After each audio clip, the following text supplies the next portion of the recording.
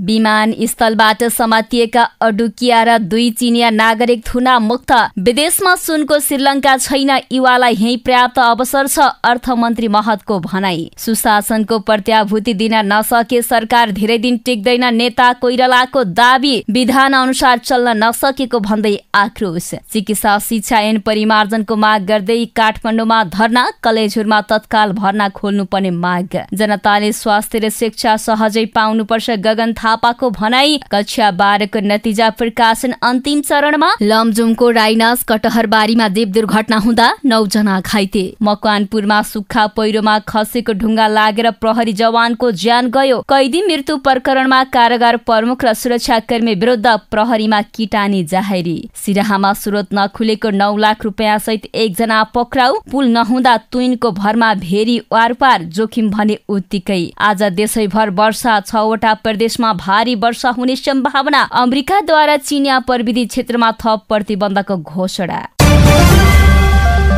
Today Nepali न्यूजले तयार पारेको समाचारमा यहाँहरूलाई हार्दिक स्वागत छ।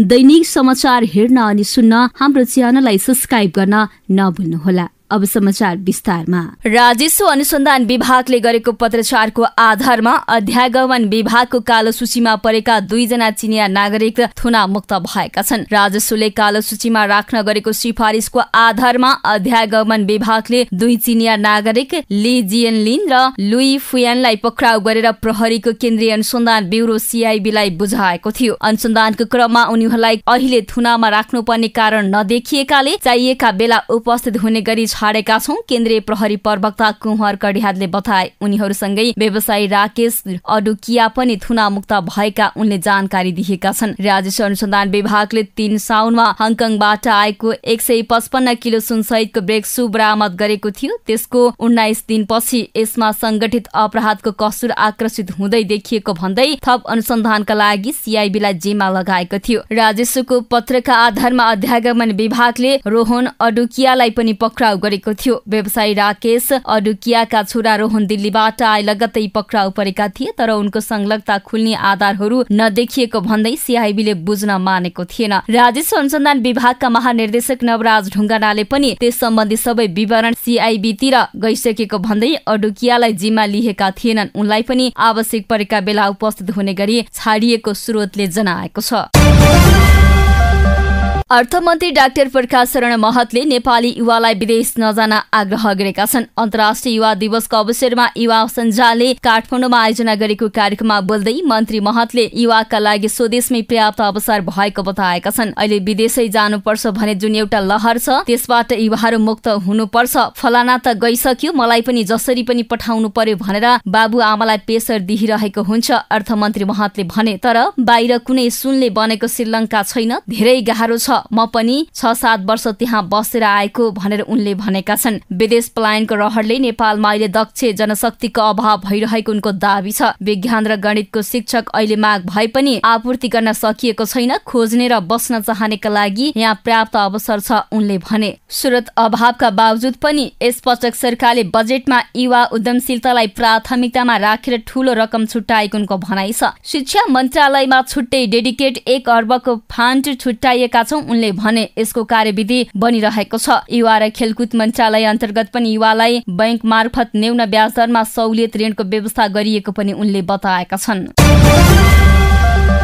सत्तारूढ प्रमुख घटक नेपाली कांग्रेसका नेता शेखर कोइरालाले भ्रष्टाचारको अन्त्य र सुशासनको प्रत्याभूति दिन नसके वर्तमान सरकार धेरै दिन टिक्न नसक्ने दावी गरेका छन्। नेपाली कांग्रेस भक्तपुरले आयोजना गरेको एक कार्यक्रममा बोल्दै उनले नेपालमा वैदेशिक लगानी भित्राउन पनि भ्रष्टाचार अन्त्य हुनुपर्ने आवश्यकता रहेको तर्क गरे। उनले अमेरिकाको पछिल्लो वैदेशिक नीतिमा पनि नेपालमा लगानीका लागि भ्रष्टाचार र सुशासन मुख्य समस्या रहेको औँल्याएको उल्लेख गर्दै त्यसलाई कम गर्न सत्तारूढ गठबन्धन र सरकारले जोड दिनुपर्ने बताएका छन्। नेता कोइरालाले राजनीतिक स्थिरता, भ्रष्टाचारको अन्त्य, लगानी मैत्री कानूनको निर्माण गर्न सके समृद्ध नेपाल बनाउन कुनै समस्या नहुने पनि दोहोर्याएका छन्। नेता कोइरालाले पार्टीको भाद्री संस्थाहरू तरुण दल, नेवी संघ र नेपाल महिला संघको नेतृत्व विधि र विधान अनुसार चल्न नसकेको भन्दै आक्रोश समेत व्यक्त गरे। उनले पार्टीभित्रै प्रतिशोधको राजनीति हुन नहुनेमा समेत जोड दिएका छन्। चिकित्सा शिक्षा ऐन परिमार्जनको माग गर्दै चिकित्सा शिक्षा सरकार संघर्ष समितिले धरना दिएको छ। काठमाडौँको माइती घरमा भेला भई संघर्ष समितिले धरना दिएको हो। उनीहरूले सिटिभिटीको तत्काल पुनः संरचना गर्नुपर्ने, स्तरोन्नति गर्न बाँकी रहेका संस्थाहरूको तत्काल भर्ना खोल्नुपर्ने, चिकित्सा शिक्षा आयोग र सिटिभिटीका कारण बन्द भएका नर्सिङ कलेजहरूमा तत्काल भर्ना गर्नुपर्ने माग राखेका छन्। यसैगरी कलेज बन्द हुँदा रोजगारी खोसिएका पेशाकर्मी तथा कर्मचारीहरूको रोजगारीको ग्यारेन्टी, छात्रवृत्तिमा विभेद बन्द गरी समानताका आधारमा अवसरको सुनिश्चितता, नर्सिङ लगायतका पारामेडिकल विषयहरू चिकित्सा शिक्षाबाट अलग खुल्ला र बजार अर्थनीति अनुसार मूल्य निर्धारणको व्यवस्था, हरेक तहका लागि छुट्टै अस्पताल चाहिने कार्यविधि खारेज, विश्वविद्यालय प्रतिष्ठानहरू, विषयगत काउन्सिलहरू सिटिभिटीको स्वायत्ततामाथि हस्तक्षेप बन्द गर्ने उनीहरूको माग रहेको छ। त्यस्तै उनीहरूले विश्व स्वास्थ्य संगठन WHO को मापदण्ड अनुसारका सबै विधा समेटी दरबन्दी कायम गरी तत्काल पदपूर्ति गर्न, स्वास्थ्य कर्मी तथा संस्थाहरूको सुरक्षा, सुरक्षित काम गर्ने वातावरण लगायतका माग राखेका छन्। प्रदर्शनका क्रममा बोल्दै चिकित्सा शिक्षा सरकार संघर्ष समितिका संयोजक निर्मल सापकोटाले राज्यमा सञ्चालित विभिन्न शिक्षण संस्थामाथि गरेको दमन, उत्पीडित शिक्षा संस्थामाथि बदनीयतापूर्ण तरिकाले कानूनको व्यवस्था विपरीत गरिएको धरपकड विरुद्धमा आफूहरूको विरोध प्रदर्शन रहेको बताउनु भयो। नेपाली कांग्रेसका महामन्त्री गगन कुमार थापाले शिक्षा र स्वास्थ्यमा जनताको सहज पहुँचको व्यवस्था गर्नुपर्ने बताएका छन्। प्रजातान्त्रिक योद्धा, समाजसेवी एवं नेपाली कांग्रेसका पूर्व नेता श्याम बहादुर कार्कीको 16औं स्मृति दिवसको अवसरमा भक्तपुरको बालकुटमा श्याम बहादुर स्मृति प्रतिष्ठानद्वारा आयोजित कार्यक्रममा उनले शिक्षा र स्वास्थ्य प्रत्येक नागरिकको मौलिक हक भएको उल्लेख गर्दै शिक्षा र स्वास्थ्य उपचारको सुविधा सबै नागरिकले पाउनुपर्ने औँल्याए। स्वर्गीय कार्कीले प्रजातन्त्र स्थापनाका लागि पुर्याएको योगदानको स्मरण गर्दै महामन्त्री थापाले सामाजिक योगदानमा पनि कांग्रेस अगाडि भएको बताएका छन्। कांग्रेसमा कांग्रेस केन्द्रीय सदस्य रमा कोइरालाले राजनीतिक मात्रै नभई सामाजिक व्यक्तित्वका रूपमा चिनिने कार्कीलाई पार्टीले सधैँ सम्झिने बताइन्। कांग्रेसका जिल्ला सभापति एवं प्रतिनिधि सभाका संसद दुर्लम थापाले पार्टीका लागि, देशका लागि योगदान पुर्याउने कांग्रेसका नेता सधैँ जीवित रहने चर्चा गर्दै भक्तपुरको विकासमा कांग्रेसले पुर्याएको योगदान जनतामाझ लैजानु पर्ने बताएका छन्। कांग्रेसका जिल्ला सदस्य कवीर राणा, चाङ्गु नारायण नगरपालिकाका प्रमुख जीवन खत्री, मध्यपुर थिमी नगरपालिकाका प्रमुख सुरेन्द्र श्रेष्ठ लगायतले स्वर्गीय कार्कीको योगदानको बारेमा चर्चा गरे।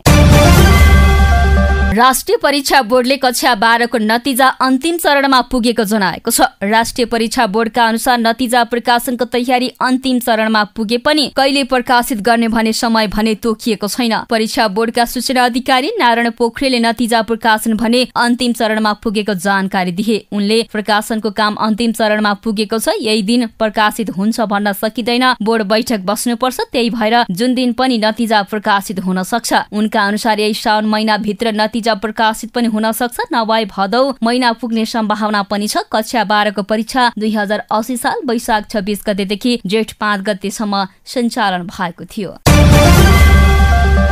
लमजुङको राइनास नगरपालिका 8 कटहरबारीको घुम्ती जोगीडाँडामा जीव दुर्घटना हुँदा 9 जना घाइते भएका छन्। राइनास नगरपालिका 10 प्याराजुङबाट सुन्दर बजार नगरपालिका 9 भोटे उडार आउँदै गरेको G1 6369 नम्बरको यात्रुवाहक जीव शनिबार बिहान दुर्घटना भएको जिल्ला प्रहरी कार्यालय लमजुङका प्रहरी निरीक्षक एवं सूचना अधिकारी जगदीश रेग्मीले जानकारी दिनुभयो। प्रहरी निरीक्षक रेग्मीका अनुसार घाइते मध्येका चालक सुन्दर बजार नगरपालिका 9 भोटे उडारका 30 वर्षीय पुरन गुरुङलाई थप उपचारका लागि चितवन रेफर गरिएको छ। घाइते गुरुङको दायाँ हातमा चोट लागेको छ। बाँकी 8 जनाको अवस्था सामान्य रहेको प्रहरी निरीक्षक रेग्मीले बताउनु भयो। घाइतेहरूलाई स्थानीयको सहयोगमा प्रहरीले उद्धार गरी उपचारका लागि स्थानीय भोटे उडार अस्पताल लगेको थियो। मकवानपुरको भीमफेदी गाउँपालिका 2 भर्सीमा सुक्खा पहिरोमा खसेको ढुङ्गा लागेर एक प्रहरी जवानको ज्यान गएको छ। प्रहरी चौकी भर्सीमा कार्यरत जाजरकोट शिवालय नगरपालिका 8 का 22 वर्षीय प्रहरी जवान कीर्ति बहादुर नेपालीको ज्यान गएको जिल्ला प्रहरी उपरीक्षक एवं प्रहरी प्रवक्ता टेक बहादुर कार्कीले बताउनु भयो। ढुङ्गाले लागेर घाइते भएका नेपालीलाई उपचारको लागि हेटौँडा अस्पताल ल्याइएकोमा उपचारको क्रममा ज्यान गएको प्रवक्ता कार्कीले जानकारी दिनुभयो। नेपालीसँगै प्रहरी जवान सुनिल मेची पनि घाइते भएकोमा उनको अवस्था सामान्य रहेको कार्कीले बताएका छन्।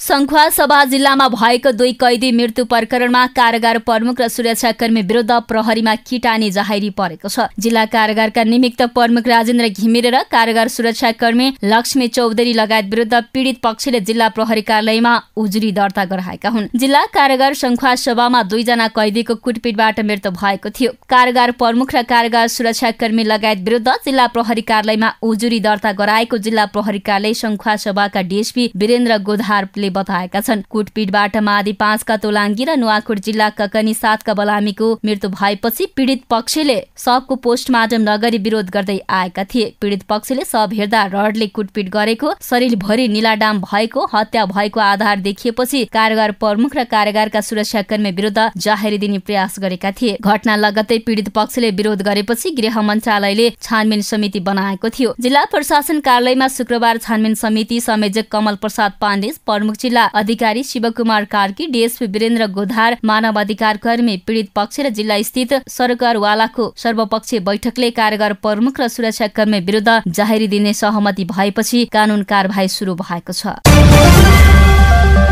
सिराहाबाट स्रोत नखुलेको करिब 9 लाख रुपियाँ सहित प्रहरीले 1 जनालाई पक्राउ गरेको छ। सिराहा नगरपालिका 17 का 48 वर्षीय सञ्जीव कुमार शाहलाई प्रहरीले नियन्त्रणमा लिएको हो। गोप्य सूचनाको आधारमा प्रहरी चौकी खिरौना सिराहाबाट खटिएको प्रहरी सहायक निरीक्षक दुर्गा प्रसाद यादवको कमान्डको टोलीले भारतबाट नेपालतर्फ आउँदै गर्दा शाहलाई पक्राउ गरेको हो। 12 प 1637 नम्बरको मोटरसाइकलमा रहेका शाहको शरीरमा बेरेर राखिएको 2,20,000 नेपाली रुपियाँ र भारतीय रकम 46,100 रुपियाँ मोटरसाइकलमा लुकाएर राखेको 6 लाख गरी जम्मा 8,75,760 रुपियाँ बरामद भएको छ। प्रहरीले शाहलाई रकम र मोटरसाइकल सहित नियन्त्रणमा लिई थप अनुसन्धानका लागि राजस्व अनुसन्धान कार्यालय इटहरी सुनसरीमा बुझाएको सिराहा प्रहरी प्रवक्ता प्रहरी नायब परीक्षक रविन्द्र राज पाण्डेले जानकारी दिनुभयो।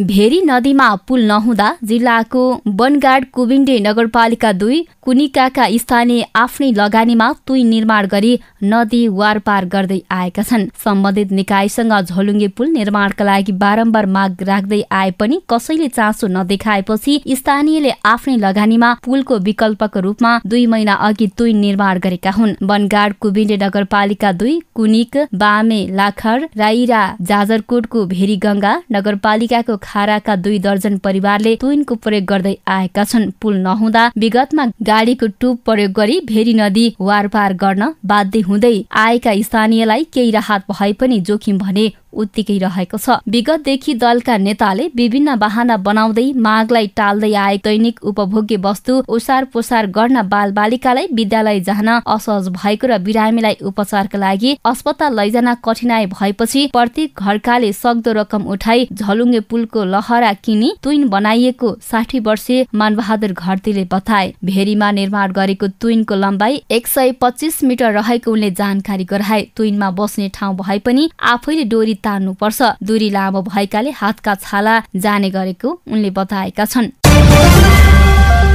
सबै राजनीतिक दललाई विश्वासमा लिएर सदनको गतिरोध अन्त्य गर्न राष्ट्रपति रामचन्द्र पौडेलले सुझाव दिएका छन्। प्रतिनिधि सभाका सभामुख र राष्ट्रिय सभाका अध्यक्षसँगको भेटमा राष्ट्रपतिले संसदमा बन्द हुन नदिने गरी भूमिका खेल्न सुझाव दिएका हुन्। राष्ट्रपति पौडेललाई भेट्न सभामुख देवराज घिमिरे र राष्ट्रिय सभाका अध्यक्ष गणेश प्रसाद तिमल्सिना राष्ट्रपति कार्यालय शीतल निवास गएका थिए। भेटका क्रममा संसदमा देखा परेको राजनीतिक गतिरोध फुकाउन के भइरहेको छ भनी राष्ट्रपतिले चासो राखेका थिए। जवाफमा सभामुख घिमिरे र राष्ट्रिय सभाका अध्यक्ष तिमल सिन्हाले सदन खुलाउन गरेको पहल र आन्तरिक छलफलबारे राष्ट्रपतिलाई जानकारी गराएका थिए।